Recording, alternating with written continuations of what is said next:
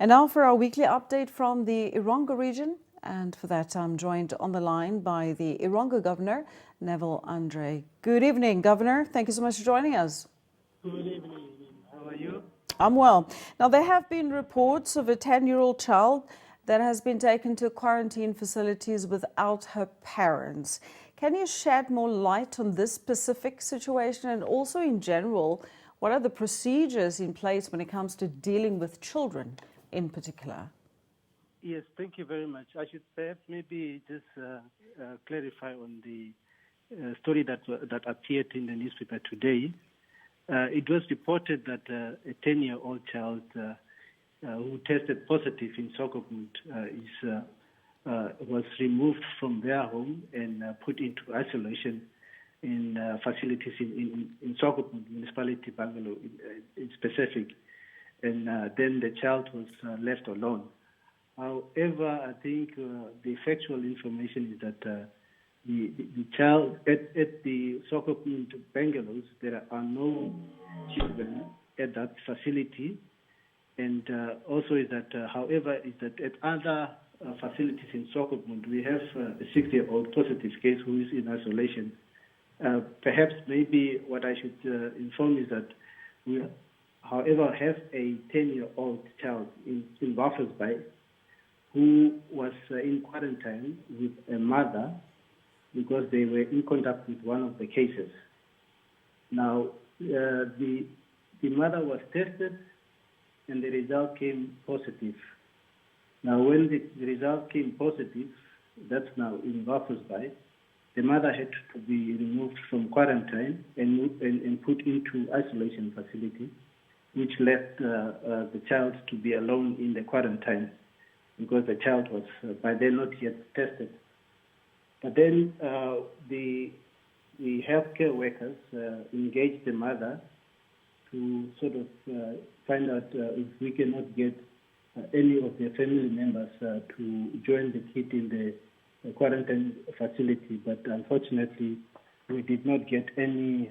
I mean, no family member was willing to stay with the kid in the quarantine facility. So then we go to one of the social workers who stayed with the child for one night because the following day the child's results came out positive, and this child now was then joined with the mother in the isolation facility. But I should say that the mother and the mother and the child, they are both stable and they are in isolation facility in Hendy's Bay. I should then maybe just say that we are starting also to see a problem of social stigma, which is quite a danger to us if we start stigmatizing people that are treated for COVID-19. The danger is that it will make people not want to be tested, and when people are not tested and you don't know the status, they will be moving around in town or in our communities and continue possibly spreading the COVID-19. So it is for us then to ensure that let us unite, assist one another, more especially those that are treated with COVID-19, and see how we can help them and work together.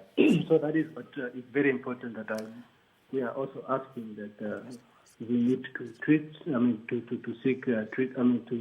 address the issue of COVID-19 spread. All right, Governor Neville Andre, just finally and very briefly, any other update that you would like to share with us?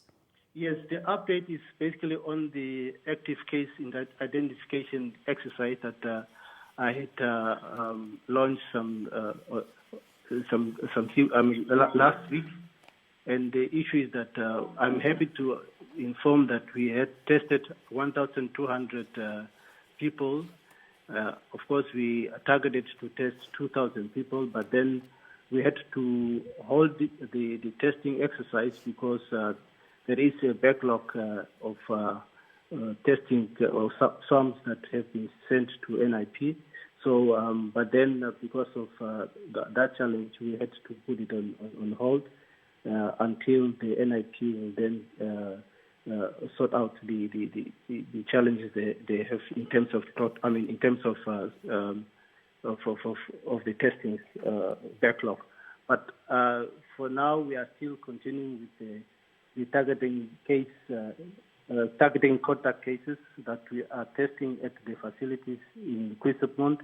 And these are basically people that have come into contact with the positive cases, and also people that are experiencing flu-like symptoms or COVID-like symptoms. So those are the people that we are still continuing to invite for testing at our facilities.